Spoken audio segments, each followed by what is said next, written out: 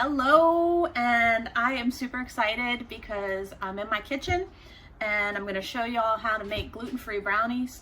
This is a recipe that my mom introduced me to. She takes it to gatherings, she gets requests for it because it's so amazing, but she only makes it gluten-free and she doesn't tell people unless she knows that there's gluten-free people there. And she gets requests for the gluten-free version. Anyway, you can find it, I'm gonna put a link in here, but you can find it at Food Network. It's a Ina Garten and it's called, I think, Outrageous Brownies. But right now I got everything set up and I don't have a camera operator right now, so I'm the camera operator. So you guys are gonna have to bear with me. I have an egg mixture. It's got egg, vanilla, and instant coffee. I use Starbucks Via. And then you can see this. There's nothing better than chocolate. So I did a double boiler. So what I'm gonna do is put this in with the egg mixture and mix it until it's done.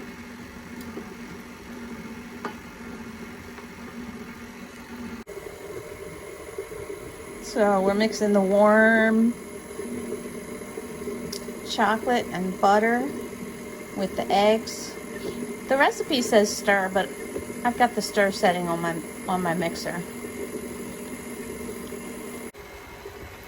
I strongly recommend leaving some of that chocolate mixture in the bowl so you can eat it.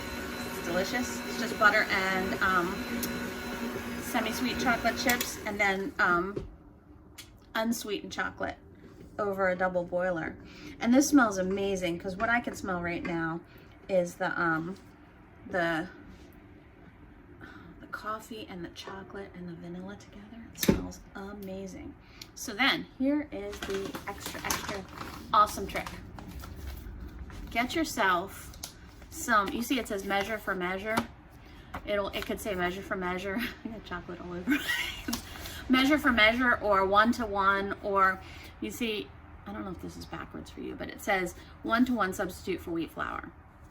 I'm gonna tell you what's in it. Rice flour, whole grain brown rice flour, whole sorghum flour, tapioca starch, potato starch, cellulose, xanthan gum. So xanthan gum is the trick. It's what kind of replaces the gluten that sticks it together. And I know I just talked about it in the previous part of this, but the xanthan gum was the thing that changed my life. And now that they have these things with it already mixed, pre-mixed, and I don't have to make it myself, it's awesome. So here's what it looks like with baking powder and salt. I'm gonna pop this in here. And mix it up. And the other thing it asks for is to take walnuts, chocolate chips, and add flour to that. I guess it keeps them from sticking together. So this will get mixed up. Then I'll add that in. Always scrape down because I don't like flour weird places. Add this. Mix it up. It's making lots of cool noises now. And I'll show it to you. This is the fudgiest looking brownie mix I have ever made. So I've never made this recipe before. I've eaten it and I went ahead and cut it in half too. So we'll see how it goes. Okay, this is looking pretty amazing. I just need to get it mixed up here, pushed out to the edges. It's interesting because the recipe says to cook it for a little bit and then bang it, because evidently it gets some air pockets in it. So I'm gonna do that next and then we'll show you the finished product. All right, we're 20 minutes in. You ready to see what it looks like? Ooh, that looks so good. I have this other sheet pan under it because my mom says hers overflows. So far, so good. All right, I have a taste tester and I have my fudgy nice brownie here right out of the oven. And let me show you my taste tester.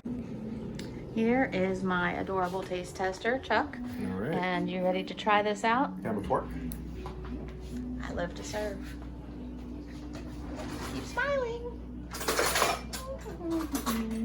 I have a fork for you. Thank you. Right there. Mmm. That's good. Is it good? Mm-hmm. It's nice and fudgy. Is it? Mm-hmm. And And chocolatey. does it taste gluten-free? No. I mean, I don't think anybody would be able to tell. That's cool. Cool, thank you. Another successful bake.